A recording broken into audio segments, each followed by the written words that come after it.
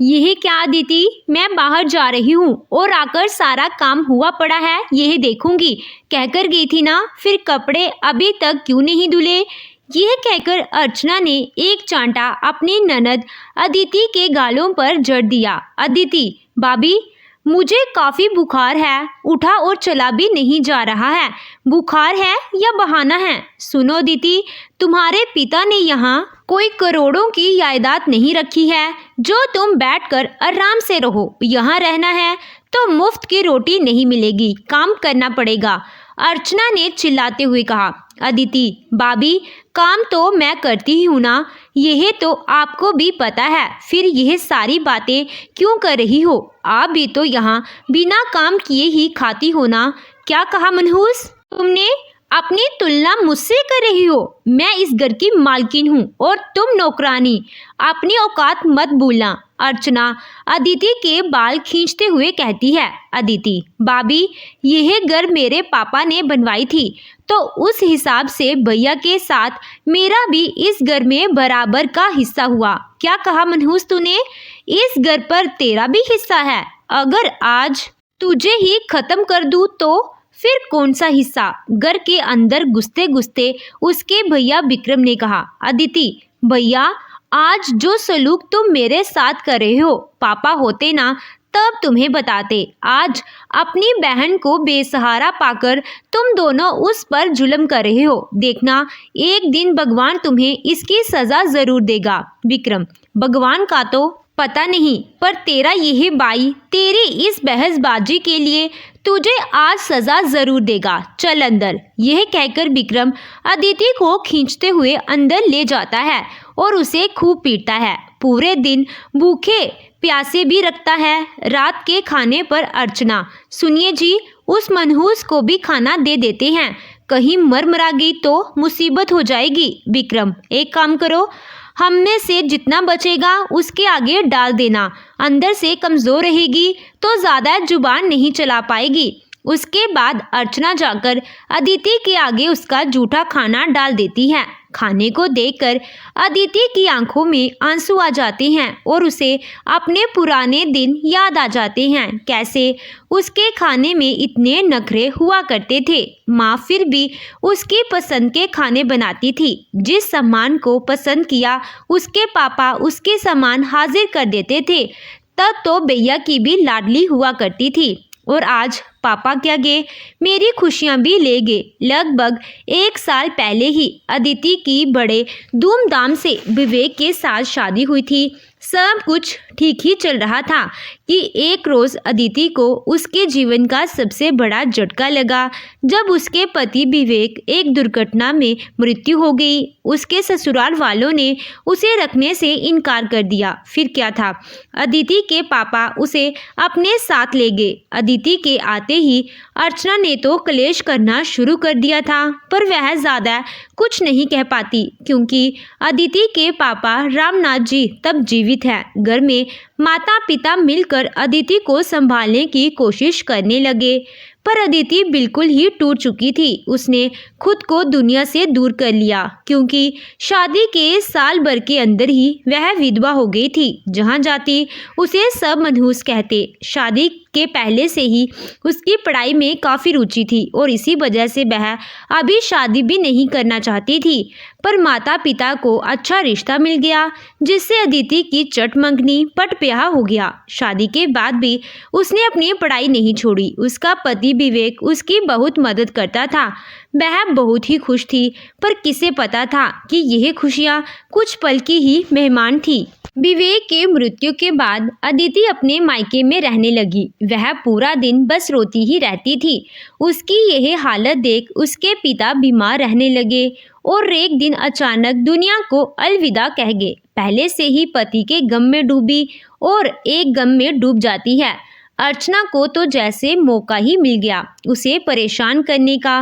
वह बात बात पर अदिति को मनहूस कहकर ताना देती। अदिति की माँ अपनी बहू को जो टोकती तो बेटा बहू दोनों मिलकर अपनी माँ के ऊपर ही चढ़ जाते और उन्हें भी खूब खरी खोटी सुनाते। पति के जाने के बाद अदिति की माँ लता जी भी अब शक्ति खो चुकी थी, इसलिए वह ना तो अपने बेटे बहू से ही लड़ पाती और ना ही अदिति के लिए कुछ कह पाती। धीरे धीरे अर्चना का अत्याचार बढ़ता गया और वह लता जी से सारे काम करवाने लगी, जिसे देख अदिति अपने गम की दुनिया से बाहर आकर अपनी माँ का हाथ बटाने लगती है। और आज अदिति को झूठा खाना खाते हुए अपनी माँ की याद आ जाती है। सुबह से ही कमरे में बंद हूँ, पता नहीं माँ ने खाना खाया भी या नहीं, चलो चलकर देख लेती हूँ। यही सोचते हुए अदिति अपने खाने की थाली लेकर लता जी के कमरे में गई तो देखा माँ सो रही है। अदिति ने माँ को जगाया और कहा, माँ खाना खाया आपने? लता जी, नहीं बेटा, दरअसल भूख बिल्कुल खत्म हो गई है, खांसते खांसते तो जान ही निकल जाएगी ऐसा लगता है। आज तो खांसी के साथ खून भी निकला। अदिति, क्या आपने यही बात भैया को कही?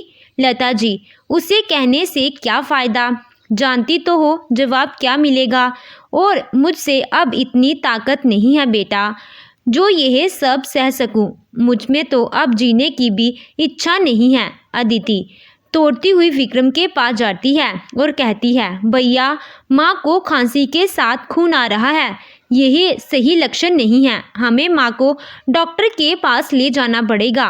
विक्रम, अच्छा, और उसके पैसे तू देगी?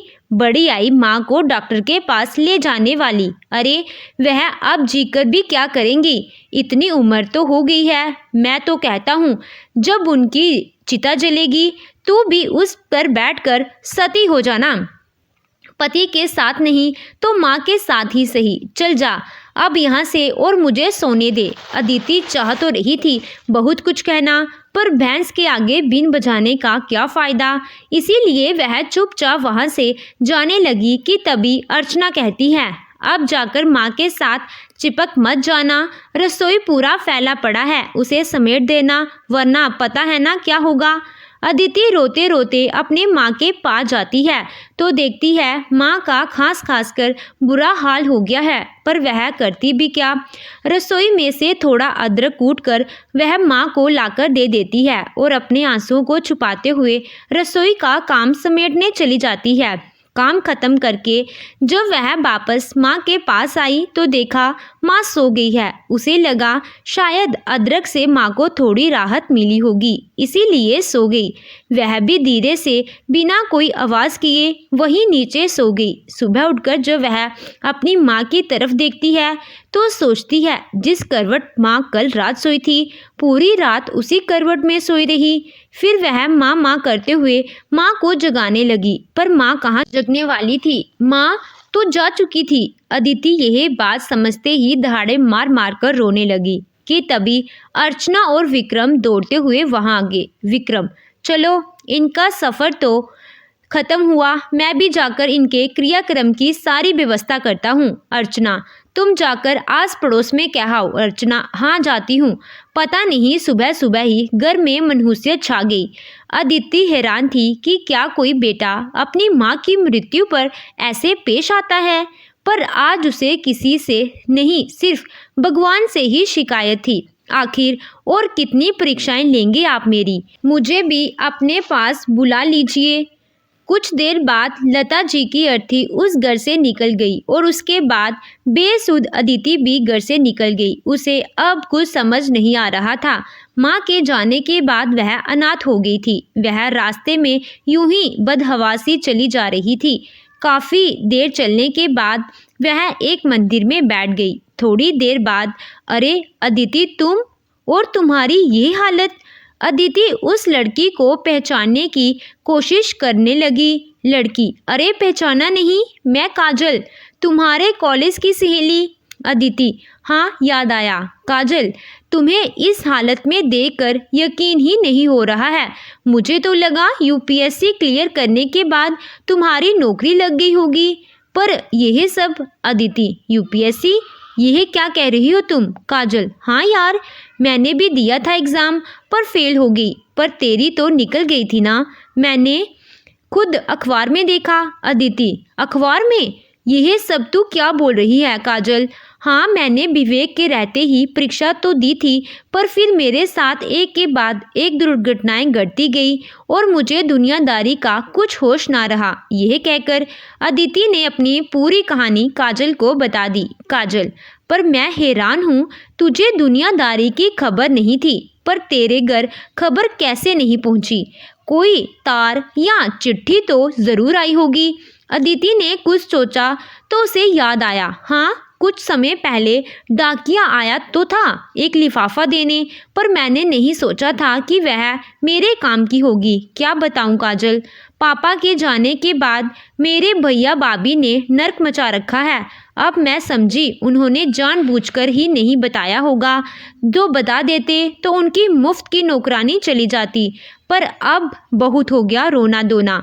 अब मैं अपने सारे दुख और आंसुओं का हिसाब लूंगी, मेरे ससुराल वालों से भी और मेरे भैया भाभी से भी। काजल, मैं फिर से परीक्षा दूंगी और इस बार मुझे आगे बढ़ने से कोई रोक नहीं सकता। उसके बाद अदिति घर आ जाती है। वह लिफाफा कहाँ होगा? मुझे भाभी की अलमारी में देखना होगा। आखिर था क्या उसमें, वह देखना पड़ेगा। अदिति ने मौका देखकर अर्चना की अलमारी में वह लिफाफा ढूंढना शुरू कर दिया।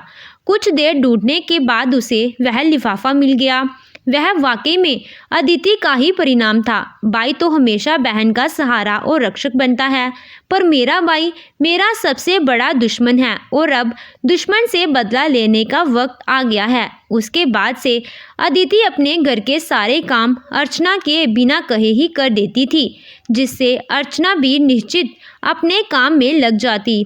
इधर अर्चना को लग रहा था कि मम्मी जी के ना रहने से अदिति डर गई है, इसीलिए बिना मेरे कुछ कहे ही सारा काम कर देती है। और उधर अदिति चुपचाप अपनी पढ़ाई पर ध्यान दे रही थी और वह इसीलिए सारा काम पहले ख़त्म कर देती थी ताकि अर्चना की उस पर नज़र ना रहे। दिन भर अदिति घर का काम करती है और रात में पढ़ाई। परीक्षा वाले दिन वह मंदिर जा रही है कहकर घर से निकलती है, क्योंकि उसने घर का सारा काम खत्म कर लिया था। इसीलिए अर्चना ने भी उसे रोका नहीं। अर्चना तो यह सोच भी नहीं सकती थी कि अदिति क्या सोच रही है। परीक्षा खत्म हो गई और वह घर आ गई, पर इस बार उसने अपने घर के पते की जगह काजल के घर का पता दिया और उसकी मेहनत रंग लाई। ना सिर्फ परीक्षा, उसने इंटरव्यू भी पास कर लिया और नौकरी हासिल कर ली, पर यह बात उसने किसी को नहीं बताई। एक रोज़ अदिति घर पर अपने माता पिता की तस्वीर के सामने रोते रोते अपनी खुशी बता रही थी कि तभी उसका देवर और उसकी सास आकर उसे आवाज़ देने लगते हैं। उनकी आवाज़ सुनकर पहले अर्चना और विक्रम बाहर आते हैं और उनके आने की वजह पूछते हैं। विक्रम उन्हें देख गुस्सा हो जाता है। अदिति की सास, बीना जी, ज़रा अदिति को बुला देना, हमें कुछ ज़रूरी बात करनी है उससे। इतने में अदिति बाहर आती है और उन लोगों को देखकर हैरान हो जाती है। बीना जी, बहू माफ़ कर दे हमें, जो तेरे साथ ऐसा बर्ताव किया। वह क्या है ना, विवेक के जाने का दुख सहन नहीं हो पा रहा था, इसीलिए हमने ऐसा व्यवहार कर दिया अदिति, और शायद इसीलिए मुझे घर से निकालने और मेरे सारे गहने हड़पने के बाद विवेक जी के जाने का दुख नहीं रहा। अर्चना, अब आप लोग यहाँ क्या लेने आए हैं, साफ साफ बताइए। विक्रम, मुफ्त की नौकरानी, और क्या लेने आए होंगे। अदिति, भाभी यह अपनी बहू अदिति को ले जाने नहीं बल्कि आईएएस अदिति शर्मा को ले जाने आए हैं। भैया, अब यह अदिति मुफ्त की नौकरानी नहीं रही। आईएएस सुनकर तो विक्रम और अर्चना के होश ही उड़ गए। विक्रम, यह क्या मजाक है अदिति। अदिति, मजाक नहीं भैया, अब यह सब हकीकत है। विक्रम अर्चना की ओर देख रहा था कि तभी अदिति कहती है, आप लोगों ने तो वह लिफाफा छुपा दिया था, फिर यह आईएएस कैसे बनी, यही सोच रहे हैं ना। पर वह कहावत है ना, होने को कौन टाल सकता है भला। भैया भाभी, आप लोगों के अच्छे दिन अब शुरू हो गए हैं। जितना सताया है ना, उससे कहीं ज़्यादा मैंने ना सताया तो कहना। जितना रुलाया है आप लोगों ने मुझे, जो खून के आंसू आप लोगों को भी ना रुलाया तो कहना। और सासू माँ आप पर तो घरेलू हिंसा और स्त्री धन हड़पने का केस करूंगी। हर एक इंसान जिसने मेरी लाचारी और बेबसी का फ़ायदा उठाया उस सबको अब अपना हिसाब देना पड़ेगा। वहाँ मौजूद सभी के पसीने छूटने लगते हैं। फिर पीछे से दो आदमी आकर अदिति को सैल्यूट कर चलने को कहते हैं। अदिति वहाँ से गर्म में फूली निकल रही होती है और उसके कलेजे में बड़ी अजीब शांति होती है जो पहले कभी ना थी। अदिति ने अपने पर हुए अत्याचार, अपनी माँ का इलाज ना करवाने और उन्हें मरने पर छोड़ देने के लिए अपने भैया भाभी पर केस कर दिया और जीत गई। नतीजन भैया की नौकरी चली गई, घर अदिति के नाम हो गया। अपने ससुराल वालों को भी घरेलू हिंसा और स्त्री धन हड़पने के इल्ज़ाम में वह गिरफ्तार करवा देती है। घर को ताला लगाकर जब विक्रम और अर्चना निकल रहे होते हैं, अदिति वहां आकर दोनों को एक एक चांटा लगाकर कहती है, अब सारा हिसाब चुकता हुआ जाओ। अब जिस तरह हमें तड़पाया था अब तुम लोग भी तड़पोगे, और भैया आपकी कोई अच्छी नौकरी ना हो उसका इंतज़ाम अब मैं करूँगी। विक्रम, माफ़ कर दे बहन, आखिर तेरा भाई हूँ, इतनी बेरहम मत बन। अदिति, अब याद आई अपनी बहन की। बेशरम, माँ के मरने पर शोक नहीं खुशियाँ मना रहे थे और अब अपनी नैया डूबती देख सारे रिश्ते याद आ गए। बेरहमी तो अभी देखी ही कहाँ है भैया, तुम्हें अब पानी नहीं सिर्फ आंसू पीकर जीना है। और इसी तरह अदिति ने अपने भैया भाभी और ससुराल वालों को सबक सिखाया। तो दोस्तों, आपको ये कहानी कैसी लगी कमेंट कर ज़रूर बताइएगा। कहानी अच्छी लगी हो तो वीडियो को लाइक कीजिएगा, चैनल पे नए हो तो चैनल को सब्सक्राइब कीजिएगा। Thank you.